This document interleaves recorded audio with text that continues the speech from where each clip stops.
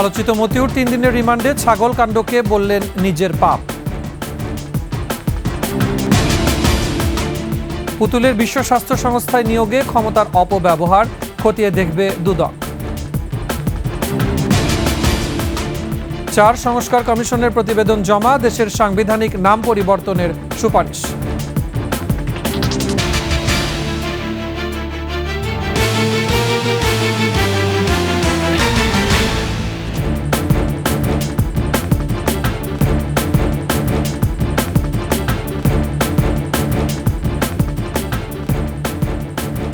শুনছিলেন সংবাদ শিরোনাম, আমন্ত্রণ 21 সংবাদে, সাথে আছি মুজাহিদুল ইসলাম। দর্শক, 21 টেলিভিশনের সংবাদ একসাথে সরাসরি দেখতে পাবেন আমাদের ফেসবুক পেজ www.facebook.com/2124 অনলাইনে।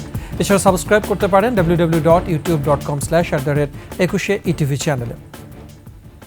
ছাগলকাণ্ডে আলোচিত এনবিআরের সাবেক কর্মকর্তা মতিউর রহমানের 3 দিনের রিমান্ড মঞ্জুর করেছেন আদালত। আর দুদকের মামলায় মতিউর রহমানের প্রথম স্ত্রী লায়লা কানিজকে কারাগারে পাঠিয়ে আগামী রোববার তার রিমান্ড শুনানির দিন ধার্য করা হয়। আদালতে মতিউর রহমান ছাগল কাণ্ডকে নিজের পাপ বলে উল্লেখ করেছেন। আরও জানাচ্ছেন মাহতাব মিনহাস। বুধবার বিকেলে আদালতে আনা হয় এনবিআরের সাবেক কর্মকর্তা মতিউর রহমানকে। মঙ্গলবার বসুন্ধরা আবাসিক এলাকার একটি বাসা থেকে মতিউর ও তার স্ত্রীকে গ্রেপ্তার করে পুলিশ। জব্দ করা হয় একটি শর্টগান ও 24 রাউন্ড গুলি। এই মামলায় তার 10 দিনের রিমান্ড আবেদন করে তদন্ত কর্মকর্তা। শুনানি শেষে আদালত 3 দিনের রিমান্ড মঞ্জুর করেন। যে গুলিটা হারিয়ে গেছে বা দেখাতে পারে নাই বা কোথাও ব্যবহার করেছে বা বৈষম্যবিরোধী ছাত্র আন্দোলনের সময় সে কাউকে এই অস্ত্রটা দিয়েছিল কিনা, বিজ্ঞ আদালত তার পক্ষের আইনজীবীরা ছিল, আইনজীবীরা তার পক্ষে রিমান্ড বাতিলপূর্বক জামিনে প্রার্থনা করেন। উভয় পক্ষের বক্তব্য শোনার পর বিজ্ঞ আদালত 3 দিনের রিমান্ড মঞ্জুর করে তাকে তদন্তকারী কর্মকর্তার নিকট অধিকতর জিজ্ঞাসাবাদ করার জন্য হস্তান্তর করেন। মতিউর রহমান আদালতে বলেন, গোয়েন্দা সংস্থা তার ছেলেকে ব্যবহার করে ছাগল কাণ্ড ঘটায়। ডিজিএফআই যে ছাগলের কাণ্ড এইটা যে মেকিং করে তার এইটাই তার এই যে ছেলেটা যেই ছাগলের ওখানে গেছে এইটাই তার পাপ, নচেত সে অনেক ভালো কাজ করছে। এদিকে দুদকের মামলায় দুপুরে আদালতে তোলা হয় মতিউর রহমানের প্রথম স্ত্রী সাবেক উপজেলা চেয়ারম্যান লায়লা কানিজকে। সে মামলায় 7 দিনের রিমান্ড চাইলে তাকে কারাগারে পাঠিয়ে আগামী রোববার রিমান্ড শুনানির দিন ধার্য করেন আদালত। মাহতাব মিনহাজ, 21 টেলিভিশন, ঢাকা। কোরবানির ঈদে ছেলের 15 লাখ টাকার ছাগল কেনাকে কেন্দ্র করে আলোচনায় এসেছিলেন এনবিআর কর্মকর্তা মতিউর। উচ্চবংশীয় সেই ছাগলের ক্রেতার অর্থের উৎস খুঁজতে গিয়ে এক এক করে সন্ধান মিলতে থাকে টাকার কুমির খ্যাত মতিউরের অর্থবিত্তের। একই সঙ্গে বের হয়ে আসে তিনি ও পরিবারের বিলাসবহুল জীবনযাপন চিত্র। আরও থাকছে দীপু শিকদারের রিপোর্টে। পবিত্র ঈদুল আজহার সময় মতিউরের দ্বিতীয় স্ত্রীর ছেলে মুশফিকুর রহমান 15 লাখ টাকার ছাগল কিনতে গিয়ে সামাজিক যোগাযোগ মাধ্যমে ব্যাপক আলোচনায় আসে। আর ছেলের বিলাসী জীবনযাপনের সূত্র ধরেই মতিউরের সম্পদের বিষয়টি সামনে আসে। তখন আলোচনার তুঙ্গে থাকা সেই তরুণের অর্থের উৎস খুঁজতে গিয়ে বের হয়ে আসে এনবিআর সদস্য মতিউর রহমানের নাম। সে সময় প্রশ্ন আসে, কে এই মতিউর রহমান? বিসিএস কর্মকর্তা মতিউর রহমান 94 সালে চাকরিতে যোগ দেন। এরপর আর পিছনে ফিরে তাকাতে হয়নি তাকে। অভিযোগ আছে, যখন যেখানে দায়িত্ব পালন করেছেন শুধু দুহাত ভরে কামিয়েছেন তিনি। আরও অভিযোগ আছে, তিনি বেশিরভাগ সম্পদ গড়েছেন প্রাক পাবলিক শেয়ার কারসাজির মাধ্যমে। তার 2 স্ত্রী লায়লা কানিজ লাকি এবং শাম্মী আক্তার, ছেলে আহমেদ তৌফিকুর রহমান অর্ণব আর মেয়ে ফারজানা রহমান ইফসিতার নামেও বানিয়েছেন বিপুল সম্পদ। 9 কোটি টাকারও বেশি অর্থ ব্যয় করে কানাডায় কিনেছেন বিলাসবহুল বাড়ি। জাতীয় রাজস্ব বোর্ডের সাবেক কর্মকর্তা মতিউরের নিজ এবং স্ত্রী সন্তানদের নামে ভালুকা, গাজীপুর এবং নরসিংদীতে 13,131 শতক জমি রয়েছে। ঢাকায় রয়েছে 4টি বিলাসবহুল ফ্ল্যাট। তার বসুন্ধরা এবং ধানমন্ডিতে রয়েছে 2টি বাড়ি। তার স্ত্রী ও সন্তানের নামে বিভিন্ন ব্যাংকের 116টি ব্যাংক হিসাবে জমা আছে প্রায় 13.5 কোটি টাকা। এখানেই তার সম্পদের হিসাব শেষ নয়। তার পরিবারের আছে 9 কোটি 80 লাখ টাকার প্লেসমেন্ট শেয়ার। সব মিলিয়ে টাকার কুমির হয়ে ওঠেন সাবেক এই সরকারি কর্মকর্তা। কানাডা প্রবাসী মতিউর কন্যার জীবনযাপনও রাজকীয়। সব মিলিয়ে আলাদিনের চেরাগ পাওয়া মতিউরের রাজ্য এখন লণ্ডভণ্ড পুত্রের ছাগল কাণ্ডের মাধ্যমে। দীপু শিকদার, 21 টেলিভিশন, ঢাকা। বাংলাদেশ ব্যাংকের রিজার্ভ চুরির ঘটনায় ঘোর সন্দেহের তালিকায় সাবেক ডেপুটি গভর্নর এস.কে সুর চৌধুরী। তার পরামর্শেই কেন্দ্রীয় ব্যাংকের মতো অতি সংবেদনশীল প্রতিষ্ঠানে প্রযুক্তি বিশেষজ্ঞ হিসেবে নিয়োগ পান ভারতীয় নাগরিক রাকেশ আস্তানা। রিজার্ভ চুরির ঘটনা ফাঁস হওয়ার পরপরই বাংলাদেশ ছেড়েছেন রাকেশ। তবে রিজার্ভ চুরির সন্দেহের বেড়াজাল ভাঙতে পারেননি তিনি। এস.কে সুর চৌধুরীও সন্দেহের বাইরে নন। এছাড়াও ব্যাংক ও আর্থিক খাতের লুটপাটের অন্যতম সহযোগী বলা হয় এস.কে সুর চৌধুরীকে। রাজীব জামানের report. Governor doctor Atiur Rahman, তবে কেন্দ্রীয় ব্যাংক চালান ডেপুটি গভর্নর এস.কে সুর চৌধুরী। একটা সময় এটি ছিল ওপেন সিক্রেট। এ কারণে ব্যাংক খাতের মাফিয়া চক্রের সদস্যরা এস.কে সুর চৌধুরীকে গভর্নরের চাইতেও দিতেন বেশি গুরুত্ব। এস আলম, নজরুল ইসলাম মজুমদার, সালমান এফ রহমান, জয়নুল হক শিকদার, পি.কে হালদার, শেখ আব্দুল হাই বাচ্চুরা আগ্রাসী হয়ে ওঠেন এস.কে সুরের সময় থেকেই। এস.কে সুরের ব্যাপারেও সেই ঘটনায় দেখা গেছে, শোনা গেছে গত সরকারের বিভিন্ন মহলের সাথে তার একটা বিশেষ ধরনের সম্পর্ক ছিল, যার জন্য তার প্রমোশন হয়েছে। রিটায়ারমেন্টের পরেও সে এক্সটেনশন পেয়ে সেখানে গুরুত্বপূর্ণ পদে ছিল। তো এগুলোকে ইন্ডিকেট করে। ব্যাংক ও আর্থিক প্রতিষ্ঠানের দায়িত্ব থাকাকালে 4টি আর্থিক প্রতিষ্ঠান তুলে দেওয়া হয় পি.কে হালদারের কাছে। ইসলামী ব্যাংক, সোশ্যাল ইসলামী ব্যাংক যখন এস আলম দখল করেন, সেই অনুমোদনও দিয়েছেন এস.কে সুর। মাফিয়াদের সিন্ডিকেটকে ব্যাংক লুটে সহায়তা দিয়ে বিপুল অর্থের মালিক তিনি। তদন্ত সাপেক্ষে যথেষ্ট প্রমাণ দুদকের কাছে আসার পরেই তাকে অ্যারেস্ট করা হয়েছে। এই ব্যাপারে বোধহয় আর কোনো সন্দেহের অবকাশ নেই। 2012 থেকে 2018 সাল পর্যন্ত বাংলাদেশ ব্যাংকের ডেপুটি গভর্নর ছিলেন এস.কে সুর চৌধুরী। তার মেয়াদেই 2016 সালে হ্যাকিংয়ের মাধ্যমে বাংলাদেশ ব্যাংকের $810 মিলিয়ন রিজার্ভ চুরি হয়। জনমনে ব্যাপক সন্দেহ রয়েছে হ্যাকিংয়ের ঘটনায় ভারতীয় নাগরিক কথিত প্রযুক্তিবিদ রাকেশ আস্তানা জড়িত থাকতে পারেন। এই রাকেশ আস্তানা হ্যাকিংয়ের কয়েক মাস আগে বাংলাদেশ ব্যাংকে নিয়োগ পান, আর তার নিয়োগে এস.কে সুর চৌধুরীর প্রভাব ছিল। হ্যাকিং হওয়া থেকে শুরু করে এখন পর্যন্ত যতগুলো অপরাধের সাথে বাংলাদেশ ব্যাংকের কর্মকর্তারা জড়িত, সবগুলোতে তার নাম সবার শীর্ষে আসছে। যাদের ফ্যাসিলিটেশনের কারণে এই ধরনের দুর্নীতি বা এই ধরনের করাপশনগুলি হয়েছে, অনলি তাদেরকে অ্যাকাউন্টেবল করে তাদেরকে আইনের আওতায় আনা উচিত। যদি আনা হয় তাহলে ভবিষ্যতে এই ধরনের ঘটনা পুনরাবৃত্তি আর হবে না। অবৈধ সম্পদ অর্জনের অভিযোগে এস.কে সুর চৌধুরী ও তার স্ত্রী কন্যার বিরুদ্ধে মামলা হয়েছে। এস.কে সুর চৌধুরী এখন কারাগারে। রাজীব জামান, 21 টেলিভিশন, ঢাকা। সাইমা ওয়াজেদ পুতুলের বিশ্ব স্বাস্থ্য সংস্থা WHO-তে নিয়োগে অনিয়মের অনুসন্ধান করবে দুর্নীতি দমন কমিশন। এছাড়া সাবেক প্রধানমন্ত্রী শেখ হাসিনার প্রতিরক্ষা উপদেষ্টা জেনারেল তারিক সিদ্দিক, তার স্ত্রী শাহিন সিদ্দিক ও তার পরিবার, ভাতিজি টিউলিপ সিদ্দিক ও আজমিনা সিদ্দিকের বিরুদ্ধে অনুসন্ধান শুরু করেছে দুদক। তাদের বিরুদ্ধে দুর্নীতি, ক্ষমতার অপব্যবহার, সরকারি জমি আত্মসাৎ, মানি লন্ডারিং সহ দেশে বিদেশে নামে বেনামে অবৈধ সম্পদ অর্জনের অভিযোগ রয়েছে। সুমায়া খানের রিপোর্ট। সাবেক প্রধানমন্ত্রী শেখ হাসিনার মেয়ে সাইমা ওয়াজেদ পুতুলের দক্ষিণ পূর্ব এশিয়ার আঞ্চলিক পরিচালক হওয়ার যোগ্যতা না থাকা সত্ত্বেও WHO এর আঞ্চলিক পরিচালক বানাতে শেখ হাসিনা তার ক্ষমতাকে অনৈতিকভাবে ব্যবহার করার অভিযোগে তদন্ত শুরু করেছে দুদক।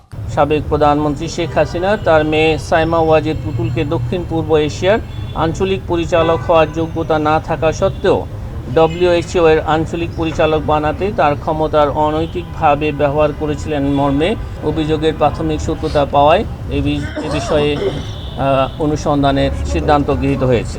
দুদকের মহাপরিচালক জানান, শেখ হাসিনার সাবেক প্রতিরক্ষা উপদেষ্টা জেনারেল তারিক সিদ্দিক, তার স্ত্রী শাহিন সিদ্দিক, মেয়ে বুশরা সিদ্দিক, ভাতিজি টিউলিপ সিদ্দিক ও আজমিনা সিদ্দিকের বিরুদ্ধে অনুসন্ধান শুরু করেছে দুদক। পরস্পর যোগসাজশে দুর্নীতি, ক্ষমতার অপব্যবহার, সরকারি জমি আত্মসাৎ, মানি লন্ডারিং সহ দেশে বিদেশে নামে বেনামে অবৈধ সম্পদ অর্জনের অভিযোগের প্রেক্ষিতে এ বিষয়ে অনুসন্ধানের সিদ্ধান্ত গৃহীত হয়েছে। এছাড়া সাবেক এমপি শামীম ওসমান ও তার স্ত্রীর বিরুদ্ধে 2 কোটি মার্কিন ডলার মানি লন্ডারিং ও প্রায় 300 কোটি টাকার মানি লন্ডারিং এর কারণে জাহাঙ্গীর কবির নানক ও তার স্ত্রী কন্যার বিরুদ্ধে মামলা করেছে দুদক। চট্টগ্রামের একটি চটপটির দোকান ও রেস্টুরেন্ট দেখিয়ে 234 কোটি টাকার ঋণের নামে আত্মসাতের অভিযোগে এস আলম গ্রুপের চেয়ারম্যান ও তার পুত্রের বিরুদ্ধে অনুসন্ধানের সিদ্ধান্ত দুদকের। মিসেস সালমা ওসমান, চেয়ারম্যান কে টেলিকমিউনিকেশনস লিমিটেড, শামীম ওসমান সাবেক সংসদ সদস্য এবং চেয়ারম্যান রাতুল টেলিকম লিমিটেড স্বামী জাহাঙ্গীর কবির নানক, এস আমরিন রাখি পরিচালক Ratul telecom limited money laundering সংক্রান্ত অপরাধ করায় আজ মামলা রুজু হয়েছে। ফার্স্ট সিকিউরিটি ইসলামী ব্যাংকে 234 কোটি টাকা ব্যাংক ঋণ প্রদানে অনিয়মের অভিযোগে অনুসন্ধানের সিদ্ধান্ত গৃহীত হয়েছে। এই ঋণ জালিয়াতির সাথে এস আলম গ্রুপের চেয়ারম্যান এবং ব্যাংকটির মালিক সাইফুল আলম মাসুদের সংশ্লিষ্টতা রয়েছে বলে প্রাথমিক তথ্যানুসন্ধানে উদ্ঘাটিত হয়েছে। সুমাইয়া খান, 21 টেলিভিশন, ঢাকা। রাষ্ট্র সংস্কারের সুনির্দিষ্ট সুপারিশ নিয়ে প্রধান উপদেষ্টার কাছে প্রতিবেদন জমা দিয়েছে 4 সংস্কার কমিশন, যেখানে দেশের সাংবিধানিক নাম ও রাষ্ট্রীয় মূলনীতি পরিবর্তন, জাতীয় সংসদ দ্বিকক্ষ বিশিষ্ট করা, সংসদের আসন 400-তে উন্নীত করা, সংসদের মেয়াদ 4 বছর, জাতীয় নির্বাচনে প্রতিদ্বন্দ্বিতার বয়স 25 থেকে 21 করা, পুলিশকে রাজনীতিকীকরণ না করা সহ বেশ কিছু মৌলিক পরিবর্তনের সুপারিশ করেছে কমিশনগুলো। শিউলি শবনমের রিপোর্ট।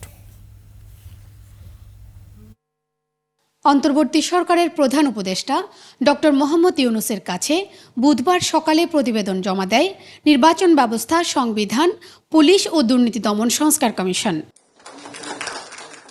পরে সাংবাদিকদের সঙ্গে কথা বলেন কমিশনগুলোর প্রধানরা।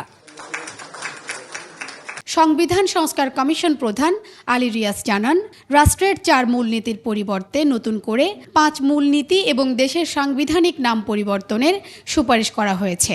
সবার অংশগ্রহণ নিশ্চিতে জাতীয় সংসদ দ্বিকক্ষ বিশিষ্ট করারও সুপারিশ করা হয়। আমরা রাষ্ট্রের 5টি মূলনীতি সুপারিশ করছি। সেগুলি হচ্ছে সাম্য, মানবিক মর্যাদা, সামাজিক সুবিচার, বহুত্ববাদ এবং গণতন্ত্র। বাংলাদেশকে যেভাবে গণপ্রজাতন্ত্রী বাংলাদেশ বলা হয়, তার মধ্যে আসলে যে প্রজাতন্ত্রের কথা হয় সেটা আমরা দ্বিমত পোষণ করেছি। আমরা বলছি বাংলাদেশ পরিচিত হওয়া উচিত জনগণতান্ত্রিক বাংলাদেশ হিসেবে। নারীর ক্ষমতায়ন সহ স্বাধীন শক্তিশালী নির্বাচন কমিশন করতে 150টি সুপারিশ করেছে নির্বাচন ব্যবস্থা সংস্কার কমিশন। বিশেষত নির্বাচন কমিশনকে শক্তিশালী করার ব্যাপারে এবং তাদেরকে কার্যকর করার ব্যাপারে আমরা গুরুত্ব দিয়েছি এবং আমরা কয়েকটা আইনের খসড়া তৈরি করেছি এবং আরো 2-একটা তৈরি করার প্রক্রিয়া আছে। আমাদের একটু সময় দিতে হবে। সাংবিধানিক ও আইনগত ক্ষমতার অপব্যবহার ঘোষণা করা সহ দুদককে শক্তিশালী করতে 47টি সুপারিশ দিয়েছে দুদক সংস্কার কমিশন। রাষ্ট্রীয় এবং আইনের ক্ষমতার অপব্যবহারের অন্যতম যে আইনি সক্ষমতার ঘাটতি বাংলাদেশে, সেটা হচ্ছে যে আমাদের দেশে কোনো স্বার্থের দ্বন্দ্ব নিরসন প্রতিকার আইন নাই। আমাদের এই ধরনের একটা আইন প্রণয়ন করতে হবে।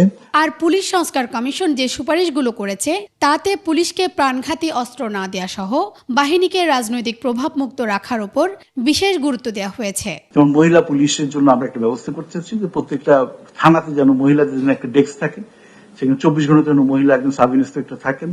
রাজনৈতিক ঐকমত্যের ভিত্তিতে স্বল্প ও দীর্ঘমেয়াদে এসব সুপারিশ বাস্তবায়িত হতে পারে বলে মন্তব্য করেন তারা।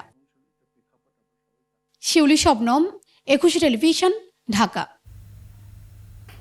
সংবাদের সময় হচ্ছে একটা বিরতির। ফিরে আসার পরে অন্যান্য খবরের সাথে আরো যা থাকছে। জুলাই আগস্টের ইতিহাস নতুন প্রজন্মের কাছে তুলে ধরতে বই একমাত্র বাহন, বললেন 21-এর ভাইস চেয়ারম্যান।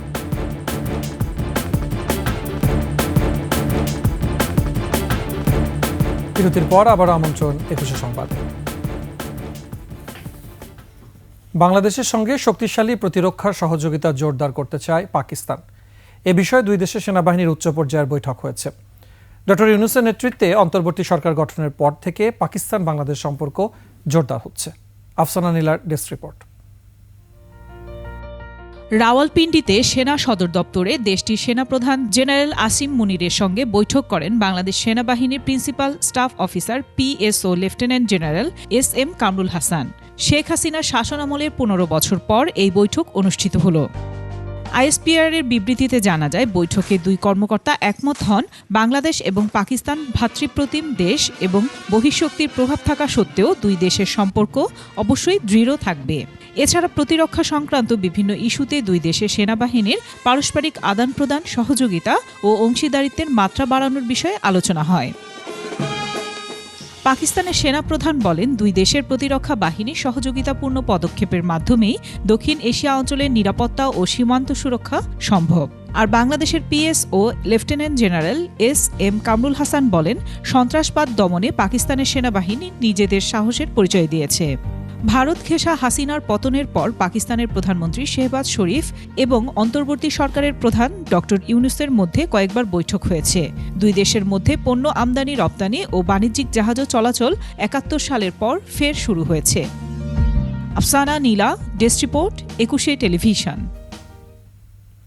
জুলাই আগস্ট ঘটনার ইতিহাস আগামী প্রজন্মের কাছে তুলে ধরতে বই হলো তার একমাত্র বাহন বলে মন্তব্য করেছেন ২১ টেলিভিশনের ভাইস চেয়ারম্যান ও এমডি তাসনোভা মাহবুব সালাম।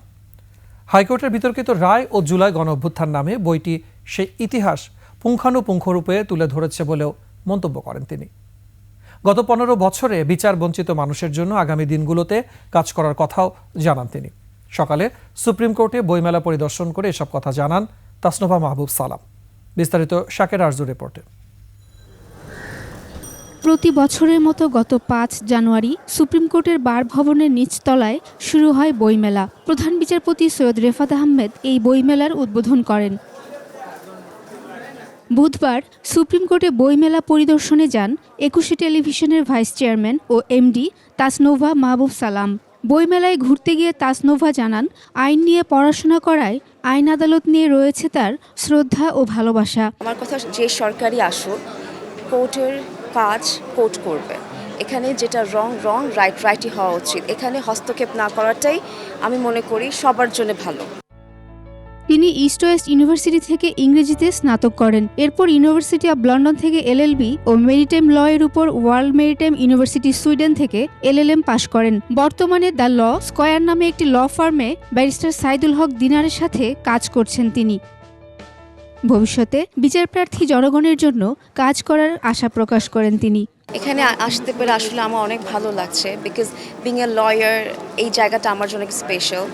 Like after coming from London আমি আসলে ইনভলভ হয়ে গেছিলাম আমার বিজনেসে, বাট ইনশাল্লাহ আইনের সাথে কাজ করতে চাই, কাজ করব। দেশের যে মানুষ যে আস্থার জায়গা এটা নিয়ে কাজ করতে চাই খুব ভালোভাবে। বর্তমানে ব্যবসার পাশাপাশি আইন পেশাতেও নিযুক্ত থাকা তাসনোভা বলেন, বইমেলায় সর্বোচ্চ বিক্রি হওয়া হাইকোর্টের বিতর্কিত রায় ও জুলাই গণ অভ্যুত্থান নামে বইটি সেই ইতিহাস পুঙ্খানুপুঙ্খরূপে তুলে ধরেছে। থ্যাংক ইউ দিতে চাই মেহেদি হাসান তালিম, because he has written all the details here, যে ওখানে কখন কি হচ্ছিল। এবং আমার যেটা মনে হচ্ছে উনি যেভাবে লিখেছেন এটা আসলে টোটাল সিনারিওর উপরে লেখা হয়েছে, এবং হি ওয়াজ দেয়ার, এবং পয়েন্ট লিখা যেটা যে রায় হচ্ছিল অ্যান্ড এভরিথিং। সো এইটা আসলে ভেরি ইম্পর্ট্যান্ট। এই বইটা সবার পড়া উচিত। আমাদের জেনারেশন বলেন বা সামনে যারা আসবে সবার এটা জানতে হবে। বইটির লেখক জানান, একটি রায়কে কেন্দ্র করে ছোট আকারে শুরু হওয়া আন্দোলন কিভাবে গণ অভ্যুত্থানের রূপ নেয় তা ধারাবাহিকভাবে তুলে ধরেছেন তিনি। গণ অভ্যুত্থানের রূপ নিল সেই ধারাবাহিক কর্মসূচিগুলো এবং অন্দরমহলের অনেক চাঞ্চল্যকর ঘটনা, যেগুলো সাধারণত কোনো পত্রিকাতে আসেনি এবং কেউ জানেও না। আমি যেহেতু এই আদালতে অনেক দিন ধরে আমি কাভার করি, সেইখান থেকে আমি এই তথ্যগুলো তুলে এনেছি এই বইতে। বইমেলায় ৩২টি স্টলে জনস্বার্থ, বছরের গুরুত্বপূর্ণ রায়সহ বেশ কিছু বই রয়েছে যার সুবিধা নিতে পারে আইনজীবীরা। প্রতি মুহূর্তে যেই ঘটনা প্রবাহগুলো ঘটেছে সেগুলো সম্পর্কে বেশ কিছু বই এখানে দেখলাম, এবং আমার কাছে মনে হয় যে এই বিষয়গুলো তো অবশ্যই ঐতিহাসিক দলিল হয়ে থাকবে। বইমেলার বিক্রেতারাও জানান, বই কিনতে আইনজীবী ছাড়াও আসছেন অন্য পেশার মানুষজন। শাকের আরজু, ২১ টেলিভিশন, ঢাকা। এবারে আভিভা ফাইন্যান্স লিমিটেড বাণিজ্য সংবাদ।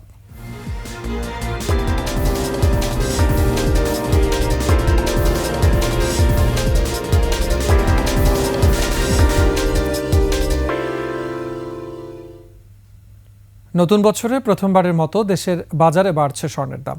এবারে ভরিতে মূল্যবৃদ্ধি সর্বোচ্চ ১,৬৫৭ টাকা। বাংলাদেশ জুয়েলার্স সমিতির পূর্ণ নির্ধারিত দাম অনুযায়ী ভালো মানের অর্থাৎ ২২ ক্যারেটের প্রতি ভরি স্বর্ণের দাম বেড়ে হয়েছে ১,৩৯,৪৪৩ টাকা। এছাড়া ২১ ক্যারেটের প্রতি ভরি ১,৩৩,০৯৮ টাকা, ১৮ ক্যারেটের প্রতি ভরি ১,১৪,০৮৬ টাকা এবং সনাতন পদ্ধতির প্রতি ভরি স্বর্ণের দাম ৯৩,৬৭৪ টাকা নির্ধারণ করা হয়েছে।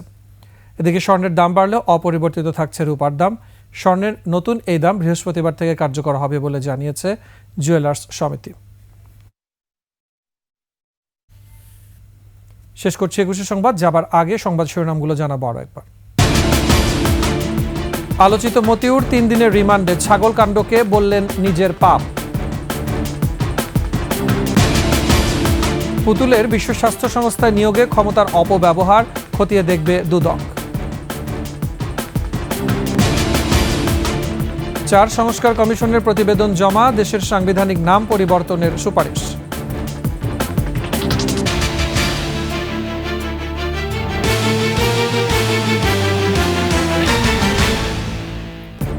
সর্বশেষ সংবাদ জানতে ডায়াল করুন 2021 নম্বরে আর ভিজিট করুন ekushe-tv.com ওয়েবসাইটে। ফেসবুকে ভিজিট করতে পারেন www.facebook.com/ekushe24 অনলাইনে। এছাড়া সাবস্ক্রাইব করতে পারেন www.youtube.com/ekushe-etv চ্যানেলে। এতক্ষণ সাথে থাকার জন্য ধন্যবাদ।